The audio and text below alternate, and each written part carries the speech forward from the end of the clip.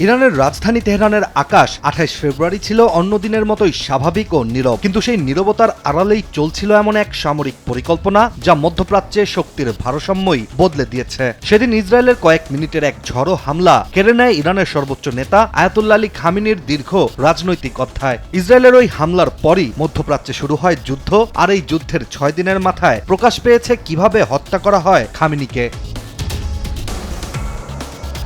২৮ ফেব্রুয়ারি ইরানে চালানো ইসরায়েলের অতর্কিত হামলায় ব্যবহার করা হয়েছিল অত্যাধুনিক ব্লু স্প্যারো মিসাইল। এটি এমন এক ক্ষেপণাস্ত্র যা একবার উৎক্ষেপণ করা হলে এটি আকাশে উঠে পৃথিবীর বায়ুমণ্ডল ছেড়ে মহাকাশের কিনারায় পৌঁছে যায়, তারপর ভয়ঙ্কর গতিতে আবার পৃথিবীতে নেমে এসে নির্দিষ্ট লক্ষ্যবস্তুতে আঘাত হানে। ১২৪০ মাইল পাল্লার এই ক্ষেপণাস্ত্রকে প্রতিরোধ করা অত্যন্ত কঠিন, কারণ এর গতি ও গতিপথ প্রচলিত আকাশ প্রতিরক্ষা ব্যবস্থাকে সহজেই ফাঁকি দিতে সক্ষম।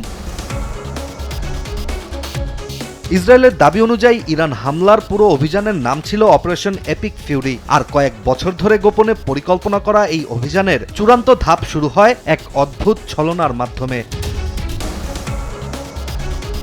মূলত ২৮ ফেব্রুয়ারির হামলার আগে ইসরায়েলি বাহিনী ইচ্ছাকৃতভাবে এমন বার্তা ছড়িয়ে দিয়েছিল যে ইসরায়েলের সেনা সদর দপ্তরের কর্মকর্তারা সপ্তাহ শেষে বাড়ি ফিরে সাবাথ ডিনারে যাচ্ছেন। এমন খবর সংবাদ মাধ্যমেও ছড়িয়ে দেয়া হয় যেন মনে হয় পুরো কমান্ড কাঠামোই ছুটিতে চলে গেছে। কিন্তু বাস্তবে ঘটছিল উল্টোটা। উচ্চপদস্থ সামরিক কর্মকর্তারা সদর দপ্তর ছেড়ে যাওয়ার ভান করলেও কিছুক্ষণের মধ্যেই ছদ্মবেশে আবারও ফিরে আসেন। তেল আবিবে অবস্থিত কমান্ড সেন্টারে তখন শুরু হয় শেষ মুহূর্তের প্রস্তুতি। একমাত্র আরএফএল ক্লাস পাইপ নিশ্চিত করে প্রতি ইঞ্চিতে সঠিক থিকনেস ও সঠিক মাপ। পাইপের বস, না কিনলে লস। এই অপারেশনের আরেকটি গুরুত্বপূর্ণ অংশ ছিল গোয়েন্দা তথ্য। ইসরায়েলের গোয়েন্দা সংস্থা মোসাদ দীর্ঘদিন ধরেই তেহরানের ভেতরে নজরদারি চালিয়ে আসছিল। কাদের দেহরক্ষী কখন আসছে, কোথায় দাঁড়াচ্ছে, কোন গাড়ি কখন প্রবেশ করছে, সব তথ্যই ছিল মোসাদের কাছে। এমনকি একটি গোপন ক্যামেরাও ব্যবহার করা হয়েছিল, যা থেকে সরাসরি তথ্য পাঠানো হচ্ছিল তেল আবিবে।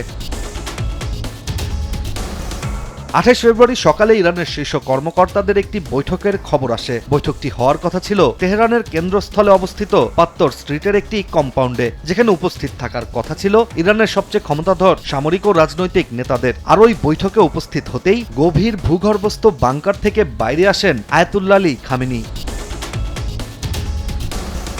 আয়াতুল্লাহ আলী খামেনির আশা নিশ্চিত হওয়ার পরই শুরু হয় হামলার কাউন্টডাউন। সকালে ইসরায়েলি বিমান বাহিনীর F-15 ইগল যুদ্ধবিমানগুলো আকাশে উড়ে যায়। কয়েক ঘন্টা পর তারা লক্ষ্যবস্তুর কাছাকাছি অবস্থান নেয়। এরপর সকাল ৯টা ৪০ শুরু হয় আক্রমণ। একযোগে ছোড়া হয় অন্তত ৩০টি ক্ষেপণাস্ত্র, যার মধ্যেই ছিল অত্যাধুনিক ব্লু স্প্যারো মিসাইল, যা সরাসরি খামেনির ওই কম্পাউন্ডে আঘাত হানে।